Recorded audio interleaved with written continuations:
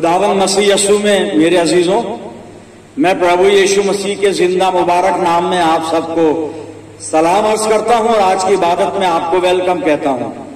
अजीजों, आप हमेशा मेरी दुआओं में हैं। खुदा का फजल आप सबको महफूज रखे।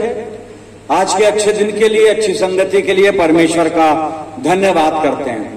आज जो कलाम का हिस्सा है इब्रानियों की पत्री 2 अध्याय 1 से 4 पद मैं आपके सामने पढ़ रहा हूं। इसलिए जो बातें हमने सुनी उन पर और भी दिल लगाकर गौर करना चाहिए ताकि बहकर उनसे दूर न चले जाएं, क्योंकि जो कलाम फरिश्तों की मार्फत फरमाया गया था जब वो कायम रहा और हर कसूर और नाफरमानी का ठीक ठीक बदला मिला, तो इतनी बड़ी नजात से गाफिल रहकर हम क्यों कर बच सकते हैं, जिसका बयान पहले खुदावंद के वसीले से हुआ और सुनने वालों से हमें पाया सबूत को पहुंचा। और साथ ही खुदा भी अपनी मर्जी के मुआफिक निशानों और अजीब कामों और तरह तरह के मौजज़ों और रूहुल कुद्स की नेमतों के जरिए से उसकी गवाही देता रहा। खुदावंद की बरकत उसके पाक कलाम के पढ़े जाने और सुने जाने पर हो, आमीन। आइए दुआ करें। खुदावंद हमारे प्यारे आसमानी बाप, बड़े अदब के साथ हलीमी और फिरोतनी की रूह में होकर हम सब तेरे बच्चे तेरे पाक कदमों पर सर निगू हैं। प्यारे पिता परमेश्वर, ये वक्त है तेरे जिंदा और मुबारक कलाम पर मनन करने का। हम में से हर एक को पवित्र आत्मा का अभिषेक दे कि हम पाक रूह की रहनुमाई में होकर तेरे वचन को समझें, इसके भेदों को समझें। प्यारे प्रभु, होने दे भी वचन रूपी बीज हमारे दिल की जमीन पर गिरता है तो हमारी जिंदगी में जड़ पकड़े और बहुत सफल लाए। प्यारे खुदावंद, जब हम तेरे मजबे पर से उठकर रुखसत होते हैं अपने घरों के लिए तो तुझसे बहुत सी रूहानी बरकत लेकर जाने वाले हैं। प्यारे बाप, जब हम तेरी संगति में हैं तो हमारे चारों तरफ अपने पाक फरिश्तों की सेना का बाड़ा बांधना कि शैतान हमें किसी भी तरह से तेरी संगति से जुदा न कर पाए। हर तरह से अपने आप को तेरी अधीनता में सौंपते पिता परमेश्वर, और ये प्रार्थना तेरे प्यारे पुत्र अपने उद्धार करता खुदावंद यीशु मसीह के जिंदा और मुबारक नाम के वसीले से मांगते हैं। सुन और कबूल कर ले, आमीन। तो अजीजों, एक बार फिर परमेश्वर का धन्यवाद करते हैं। आज जो कलाम का हिस्सा मैंने पढ़ा था हिब्रूज चैप्टर 2 वर्स 1 to 4, इब्रानियों की पत्री 2 अध्याय 1 से 4 पद, और इसके 3 पद को मैं दोहराना चाहता हूं। और 3 पद का पहला हिस्सा खास तौर से मेडिटेशन के लिए होगा, लेकिन मैं पूरा पढ़ के फिर उस हिस्से को भी बता दूंगा। आप इब्रानियों 2 और 3 को देखें। यहां लिखा, तो इतनी बड़ी नजात से गाफिल रहकर हम क्यों कर बच सकते हैं, जिसका बयान पहले खुदावंद के वसीले से हुआ और सुनने वालों से हमें पाया सबूत को पहुंचा। अब इसका जो हिस्सा जिस पर आज हम मेडिटेशन करेंगे, फिर से सुन लीजिए। इब्रानियों 2 और 3 इसका पहला हिस्सा आएगा। यहां पे लिखा है, तो इतनी बड़ी नजात से गाफिल रहकर हम क्यों कर बच सकते हैं।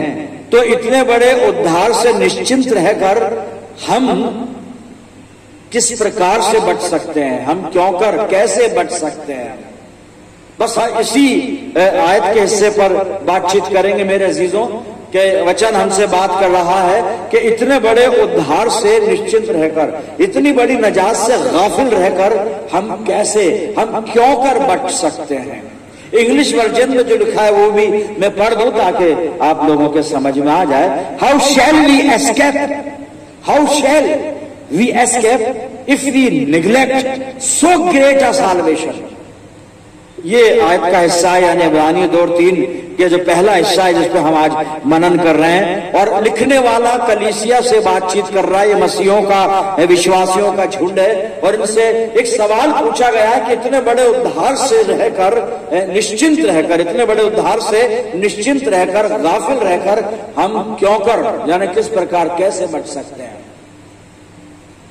और उसने एक दलील दी है कि जो कलाम पहले फरिश्तों की मार्फत फरमाया गया, स्वर्गदूतों ने जो कुछ कहा है, जो कुछ उन्होंने बताया, और जब वो स्थिर रहा, कायम रहा और हर एक कसूर और नाफरमानी, हर एक अपराध और आज्ञा ना मानने का ठीक ठीक बदला मिला, तो फिर आगे वो बात शुरू होती है तीसरे पद में कि तो इतनी बड़ी नजात से गाफिल रहकर हम क्यों कर बच सकते हैं। How shall we escape if we neglect so great a solvation.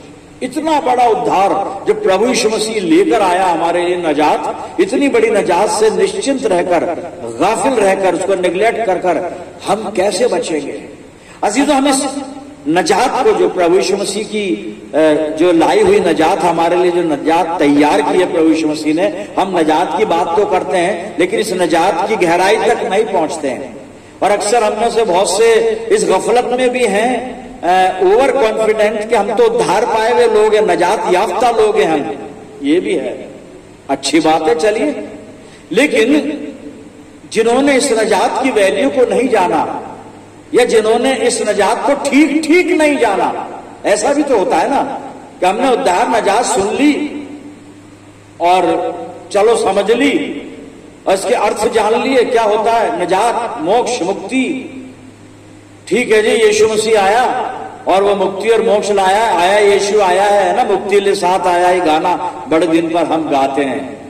तो वो मुक्ति लाया है हमारे लिए और उसके लहू बहाने से हमें पापों की क्षमा मिल जाती है, हमें मोक्ष मिल जाता है, मुक्ति मिल जाती है और नजात मिल जाती है। बस इतना समझते हैं, लेकिन बात यहाँ पर पूरी नहीं होती ना यहाँ पर बात खत्म हो जाती है। या तो सवाल में पूछा गया है, इतनी बड़ी नजात से गाफिल रहकर हम क्यों कर बच सकते हैं। How shall we escape if we neglect so great, English में लिखा सो ग्रेट अ साल्वेशन, इतनी बड़ी नजात। मेरे अजीजों, ये नजात कितनी बड़ी हो सकती है, आप इसको कितनी बड़ी मान रहे हैं, इसकी वैल्यू क्या है, इसका डायमेंशन क्या है,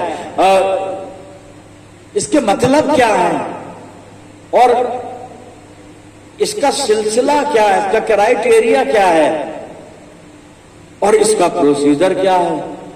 इसका बानी तो खुदावंद मसीह यीशु है, वो तो ठीक है, यानी परमेश्वर है, परमेश्वर का बेटा है।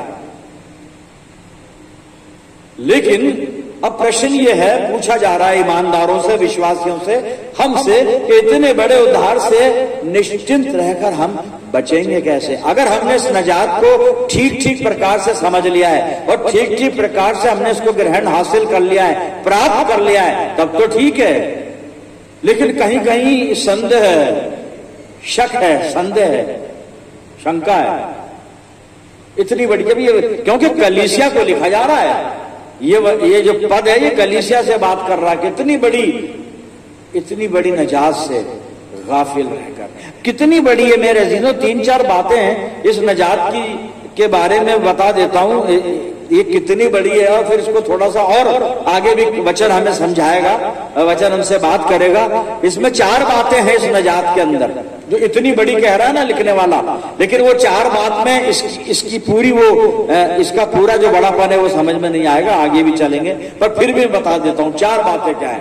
सबसे पहले ये नजात ये गॉड की तरफ से है, सारी परमेश्वर की तरफ से है। ये इसका ऑथर खुदा है, गॉड है इसका ऑथर। ऑथर यानी रचने वाला, बनाने वाला, नजात को बनाने वाला या नजात का इंतजाम करने वाला, नजात को दुनिया में लाने वाला खुदा बाप है मेरे अजीजों। उसका ऑथर परमेश्वर है, याद रखें, ये खुदा की तरफ से है। इतनी बड़ी नजात, इसलिए तो राइटर कह रहा ना इतनी बड़ी, भाई कितनी बड़ी, ये इससे बड़ी क्या होगी कि खुदा इसका रचने वाला है, पहली बात। दूसरी बात, इसकी कीमत क्या है, इसकी कीमत क्या है। The cost of solvation is son of God, खुदा का बेटा है साहब, इसकी कीमत। और बहुत से लोगों को बड़ी तकलीफ होती है जब हम ये बोलते हैं ना यीशु मसीह को खुदा का बेटा, तो कुछ लोग हैं बड़े परेशान हो जाते हैं, उनके समझ में नहीं आता, और बेटा बोलते ही वो बिल्कुल दुनियावी ख्यालात में चले जाते हैं। कि बेटा बेटी पैदा होते हैं ना, बस वो वहीं तक है उनकी सोच, उससे आगे बढ़े ही नहीं, बेचारे बड़े परेशान। लेकिन खैर, मैं अभी बाप और बेटे का जो रिश्ता समझाने वाली बात नहीं कर रहा हूं, मैं तो कॉस्ट बता रहा था। नजात का मूल्य क्या है? सन ऑफ गॉड, खुदा ने अपना इकलौता बेटा बख्शा है साहब, इस नजात के लिए दे दिया मुझे और आपको, बल्कि पूरी दुनिया को। पर हाँ, दुनिया को दिया, बात ऐसे ना समझ लें हम कि बस दुनिया को दे, लेकिन जो उस पर ईमान लाएगा उसके लिए है। जो कोई ईमान, प्रोविजन सबके लिए है, लेकिन फायदा उनको होगा जो ईमान लाते हैं, और जो ईमान नहीं लाते उनको कुछ हासिल नहीं होना है। तो इसकी कॉस्ट है, और कॉस्ट मैंने बता दी क्या है, खुदा का बेटा। तीसरी खूबी जब हम ध्यान में रखिएगा, इतनी बड़ी नजात कितनी बड़ी है, अब उसकी लंबाई चौड़ाई ऊंचाई गहराई बताई जा रही है। तो 4 पॉइंट पहले मैं ये बताऊंगा, फिर इसके बारे में कुछ और बताऊंगा मैं। तीसरी बात, ये जो साल्वेशन, नजात, ये बिल्कुल इसके अंदर अकम्प्लिशमेंट है, इसमें पूर्णता है साहब, ये मुकम्मल है, ये बिल्कुल परफेक्ट है। इसमें रूह का उद्धार होता है, प्राणों का उद्धार होता है, और शरीर का उद्धार होता है। तीनों का इसमें उद्धार होता है। ये तीनों नया बनते हैं, आत्मा नई बनती है, शरीर नया बनता है। नया कैसे बनता है? ये खत्म होके नया नहीं आ जाता है, खाल गिर के नई नहीं आ जाती है जी, नहीं। इस शरीर के अंदर जो संसारिक अभिलाषाएं भरी हुई है ना, वो समाप्त हो जाती हैं, और एक नई सृष्टि, जैसे पौलुस लिखता है ना, जो प्रभु यीशु मसीह में है, वो नई सृष्टि है, वो नई सृष्टि बन जाते हैं। तो इस सृष्टि में क्या आत्मा भी आ गई, प्राण भी आ गया, और शरीर भी आ गया मेरे अजीजों। ये इसकी तीसरी खूबी है, इतनी बड़ी नजात। और चौथी खूबी जो है कि इस नजात में छुटकारा है। और किस चीज से छुटकारा है? गुनाह से छुटकारा मिलता है, मौत के खौफ से छुटकारा मिलता है, और फिर मौत से छुटकारा मिलता है। इतनी बड़ी नजात है।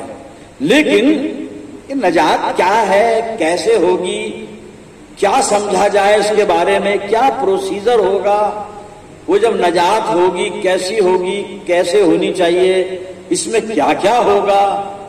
मेरे अजीजों, एक डेमो किया गया है बाइबल में, खुदा बाप ने इस नजात के लिए एक डेमो किया है पुराने नियम में, और उस डेमो को आज देखेंगे अपन। और उस डेमो में 2 बातें परमेश्वर ने सिखाई हैं अपने लोगों को, और मुझे आपको आज बताना चाहता है कि जो उद्धार है ना, ये उद्धार, ये जजमेंट के साथ साथ है। ये साल्वेशन को जजमेंट से अलग नहीं कर सकते हम कि जजमेंट अलग है और साल्वेशन अलग है, जी नहीं।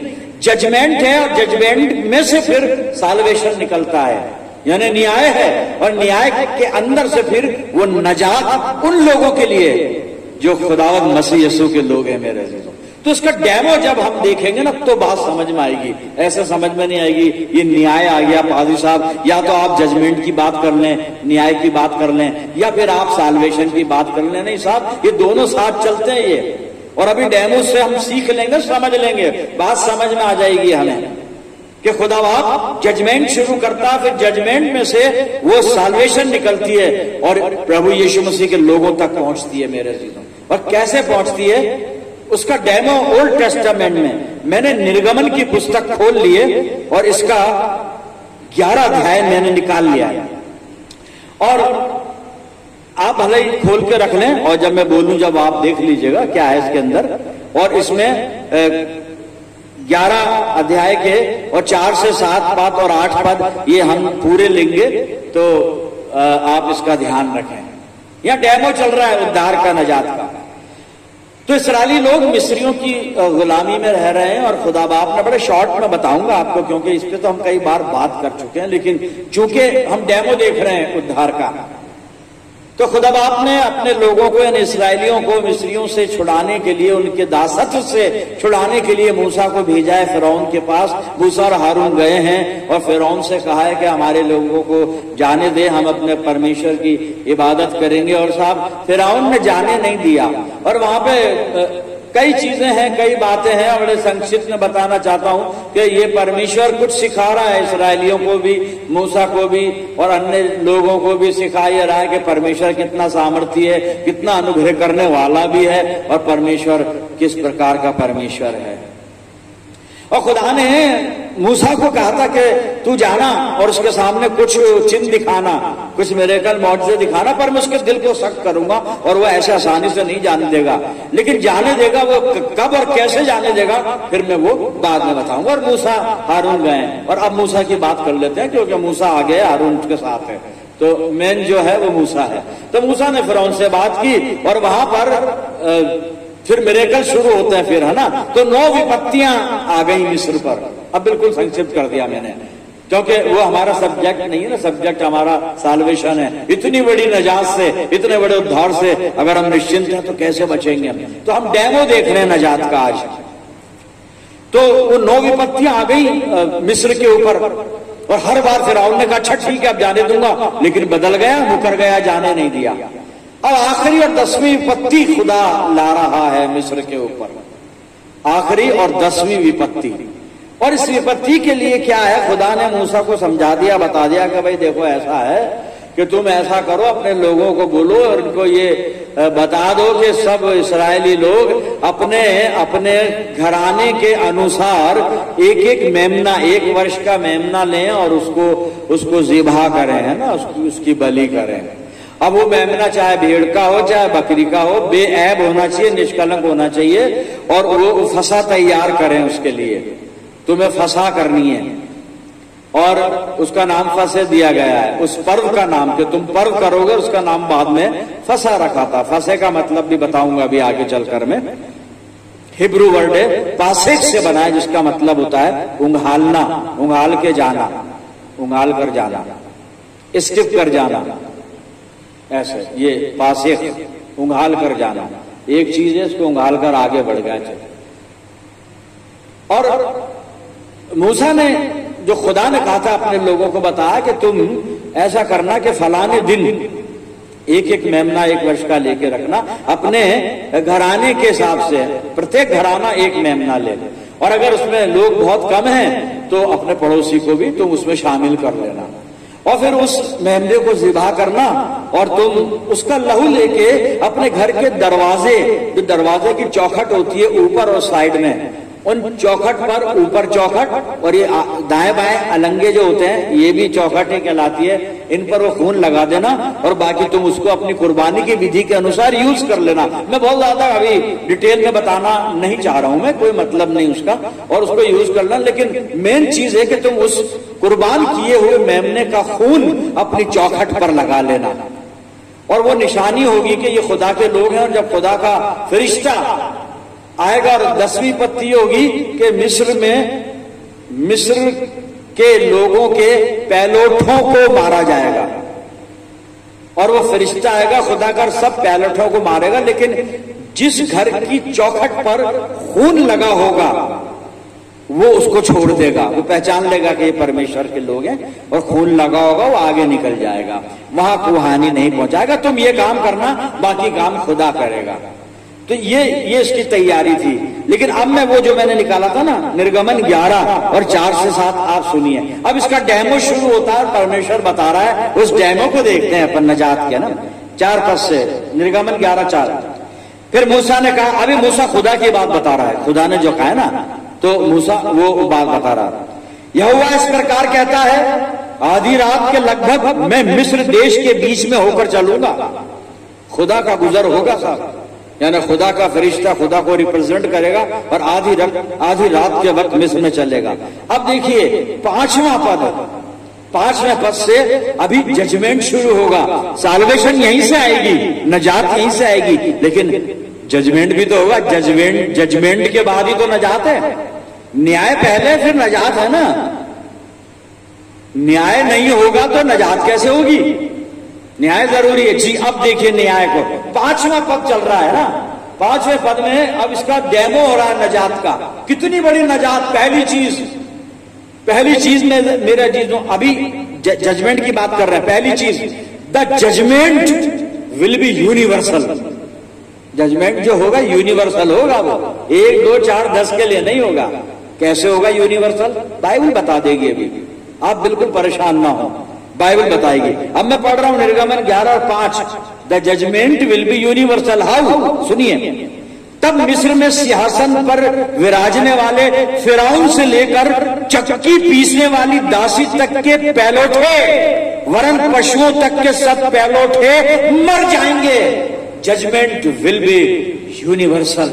राजा से लेकर चक्की पीसने वाली दासी, राजा से लेकर गुलाम, सब आ गए ना यूनिवर्सल। राजा से ले गुलाम, अच्छा ये तो इंसान हुई, लेकिन यहां पर कह रहा है वरन पशुओं तक के सब पैलोठे मर जाएंगे। राजा का तो मरेगा ही, लोगों का मरेगा, है high class, middle class, poor class, गरीब, सबका, लेकिन दासी तक, गुलामों तक। और यही नहीं बल्कि पशुओं के भी पैलोठे मर जाएंगे। साहब पहली चीज, जजमेंट विल बी यूनिवर्सल। न्याय जो होगा वो इस प्रकार का होगा, सबका होगा, कोई नहीं बचेगा, कोई नहीं बचेगा। फिर आगे चलते हैं, दूसरी चीज है ना, अपन बात कर रहे हैं, ध्यान रखिएगा, इतनी बड़ी नजात, तो उस नजात का डेमो चल रहा है अभी, और इसी जजमेंट में से साल्वेशन आएगी, नजात आएगी। कैसे आती है? अब दूसरी चीज, पहली चीज अपन ने देखी universal, the judgement will be extreme distress, यानी judgement will bring extreme distress. ये जो न्याय होगा ना, ये बड़ा एक्सट्रीम डिस्ट्रेस लेकर आएगा, ऐसे छोटा मोटा न्याय नहीं है ये। और ये एक्सट्रीम डिस्ट्रेस क्या लाएगा? ये क्या होगा डिस्ट्रेस? आप सुनिए, अब मैं पढ़ रहा हूं छठा पद, निर्गमन 11 ही चलेगा, 11 में, निर्गमन 11 में रहेंगे हम, छठा पद। और सारे मिस्र देश में बड़ा हाहाकार मचेगा, यहां तक कि उसके समान ना तो कभी हुआ और ना होगा। एक्सट्रीम डिस्ट्रेस, ये है साहब डेमो। डेमो किस चीज का है? नजात का। लेकिन अभी जजमेंट चल रहा है, और इसी जजमेंट में से अभी देखना नजात कैसे आती है, अभी कैसे आती है नजात। फिर इसी जजमेंट के अंदर नजात नजर आएगी। कैसी नजात नजर आएगी? डेमो में देखेंगे कैसी। अब पद 7वां पढ़ रहा हूं मैं, सुनिएगा। पर इस्राएलियों के विरुद्ध क्या मनुष्य, क्या पशु, किसी पर बाइबल में बड़ा खूब, किसी पर कोई कुत्ता भी ना भौंकेगा। अरे साहब, मौत तो दूर की चीज है, वो मौत लाने वाला फरिश्ता दूर की चीज। यहां पे लिखा है, हा क्या खूबसूरत कि उनके ऊपर, इस्राएलियों के ऊपर, खुदा के लोगों पर, उनके ऊपर मौत तो क्या, विपत्ति तो क्या, एक कुत्ता भी नहीं भौंकेगा। साल्वेशन, नजात, ये है साहब डेमो। जजमेंट चल रहा है, लेकिन देखिए जजमेंट में से नजात आई है। और आगे लिखा है, मैं उस 7 पद को पूरा पढ़ रहा हूं, सुन लीजिए। पर इस्राएलियों के विरुद्ध क्या मनुष्य, क्या पशु, किसी पर कोई कुत्ता भी ना भौंकेगा, जिससे तुम जान लो कि मिस्रियों और इस्राएलियों में मैं यहोवा अंतर करता हूं।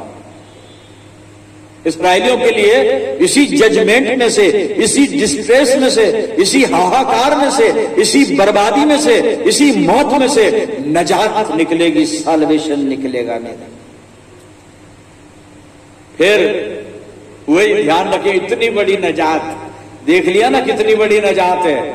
आखिरी बात, और इतनी बड़ी नजात, कितनी बड़ी नजात है साहब ये, कि इस नजात के लिए है for Israel their release would be effortless. इनका जो छुटकारा होगा ना, ये बिना प्रयत्न का होगा। इनको प्रयत्न नहीं करना है, जो रह रहे हैं अपने, तुम्हें तो ये करना है, वो मेमना ज़िबा करके उसका खून चौखट पे लगाना है, बस। कोई एफर्ट और नहीं करना है तुमको, सिर्फ मेमने का खून लगाना है। मेमने के खून को ध्यान में रखना साहब, डेमो में मेमने का खून है जो बचाएगा अभी इनको, इसको ध्यान में रखिएगा आप। नजात का सारा दारो मदार इस मेमने के खून पर है मेरे जीनों। अब नजात पैदा हो रही है। नजात कैसी है? मैं 12वें पद में 12वें अध्याय में, निर्गमन 12 में आ गया हूं मैं, 12वें अध्याय में, निर्गमन 12 और लेकिन उससे पहले मैं अपनी बात पूरी कर दूं, जो मैंने कहा था ना, for Israel their release would be effortless. उनको कुछ नहीं करना पड़ेगा। कैसे? मैं 8वां पद पढ़ रहा हूं 11वें अध्याय का, निर्गमन 11 और 8 अध्याय को मैं वापस निर्गमन 11 में आ गया हूं। निर्गमन 11 और 8 पद सुने हम। एफर्ट नहीं करना पड़ेगा इसराइलियों को। कैसे? वो सुन लेते हैं हम। तब तेरे ये सब कर्मचारी मेरे पास आकर मुझे दंडवत करेंगे। ये मूसा कह रहा है फिरौन राजा को कि जब तुम्हारे पैलोट मरेंगे ना, तब तू भेजेगा अपने दरबारियों को, अपने नौकरों को, अपने हितैषियों को, इन सबको तू भेजेगा और ये मेरे पास आकर मुझे दंडवत करके ये कहेंगे अपने सब अनुचरों समेत निकल जा, और उसके बाद में चला जाऊंगा। लोगों को एफर्ट नहीं करना पड़ा।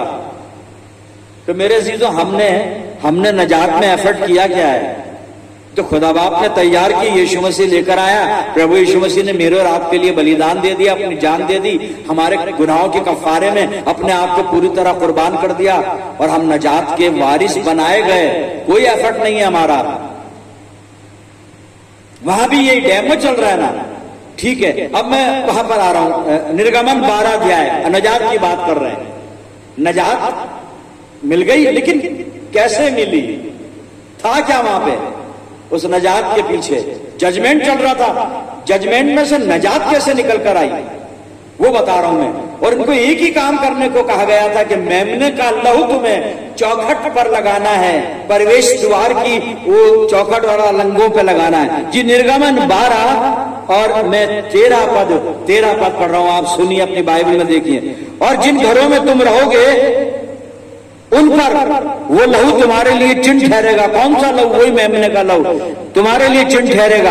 अर्थात मैं उस लहू को देखकर तुमको छोड़ जाऊंगा और जब मैं मिस्र देश के लोगों को मारूंगा तब वो विपत्ति तुम पर ना पड़ेगी और तुम नष्ट ना होगे। क्यों? क्योंकि वो मेमने का लहू तुम्हें बचाएगा। मेमने का लहू तुम्हें बचाएगा। मेरे अजीजों, ये डेमो था नजात का। इतनी बड़ी नजात, ये नजात कितनी बड़ी है, हमने इतने पॉइंट देखे, इतनी बड़ी नजात है। हम इस नजात के बारे में क्या सोचते हैं? हमारा क्या एक्सपीरियंस है इस साल्वेशन के प्रति मेरे प्रियजनों? इतनी बड़ी नजात, क्योंकि वहां पर उस डेमो में उद्धार का आधार क्या था? मेमने का लहू। अजीजों, हमारा जब उद्धार होगा न्याय के दिन, नजात में जब हम प्रवेश करेंगे ना स्वर्गीय स्थानों में, वहां भी मेमने के लहू का वर्णन आया है बाइबल में। आइए जल्दी से देख लेते हैं। अब मैं प्रकाशित वाक्य में आपको लेके चल रहा हूं और प्रकाशित वाक्य में 7 अध्याय में मैं आ गया हूं और मैं 9 और 10 पद पहले पढ़ूंगा। इसके बाद मैंने दृष्टि की और देखो, हर जाति, हर कुल और लोग और भाषा में से एक ऐसी बड़ी भीड़ जिसे कोई गिन नहीं सकता था, श्वेत वस्त्र पहने और अपने हाथों में खजूर की डालियां लिए हुए सिंहासन के सामने और मेमने के सामने खड़ी है। यहाँ मेमना है, मेमना सिंहासन पर बैठा है और एक भीड़ है, धर्मी लोगों की भीड़ खजूर की डालियां लेके खड़ी है। साहब 10वां पद, पर बड़े शब्द से पुकार कर कहती है, उद्धार के लिए हमारे परमेश्वर का जो सिंहासन पर बैठा है और मेमने का जय जयकार हो। और सारे स्वर्गदूत, मैं 11वें पद में आ गया हूं, लेकिन 10 तक पढ़ना था, लेकिन 10 तक बहुत है। अब मैं इसी में आगे चल रहा हूं, यानी प्रकाशित वाक्य 7 और 13 और 14। अब 13 और 14 देखिए। यहां एक मेमना है, परमेश्वर तो है ही, परमेश्वर तो मेमने के साथ ही है, मेमना परमेश्वर के साथ है जी। अब प्रकाशित वाक्य 7 और 13, 14 पर सुन लीजिए। इस वक्त विलासियों में से एक ने मुझसे कहा, ये श्वेत वस्त्र पहने हुए कौन है और कहां से आए हैं? मैंने उससे कहा, है स्वामी, तू ही जानता है। उसने मुझसे कहा, ये वो हैं जो उस महाक्लेश में से निकल कर आए हैं और इन्होंने अपने अपने वस्त्र मेमने के लहू में धोकर श्वेत किए हैं, पवित्र किए हैं और ये उद्धार के वारिस है। मेमने का यहां भी लहू आ गया साहब। वो डेमो में भी मेमने का लहू था, जो डेमो हमने निर्गमन 11 में देखा, और यहां प्रकाशित वाक्य में भी जो यूहन्ना दर्शन देख रहा है, यहां भी मेमने का लहू है। यानी नजात मेमने के लहू से है। हमें एक मेमना चाहिए। मेमना कहां मिलेगा? भेड़ का हो या बकरी का मेमना, नहीं, वो डेमो में था। अब भेड़ के और बकरी के मेमने से अब कोई उद्धार नहीं मिलता, वो तो डेमो था।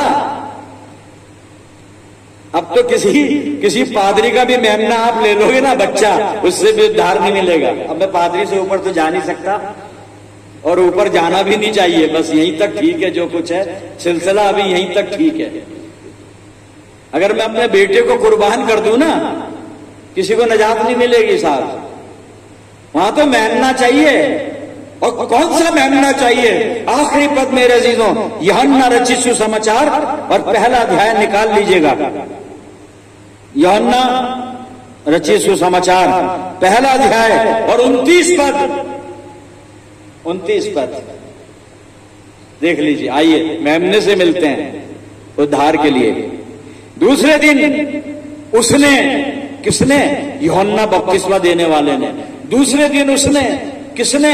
यूहन्ना बपतिस्मा देने वाले ने। दूसरे दिन उसने यीशु को अपनी ओर आते देखकर कहा, यूहन्ना बपतिस्मा देने वाला कुछ कह रहा है। सुन लीजिए साहब क्या कह रहा है यूहन्ना बपतिस्मा देने वाला।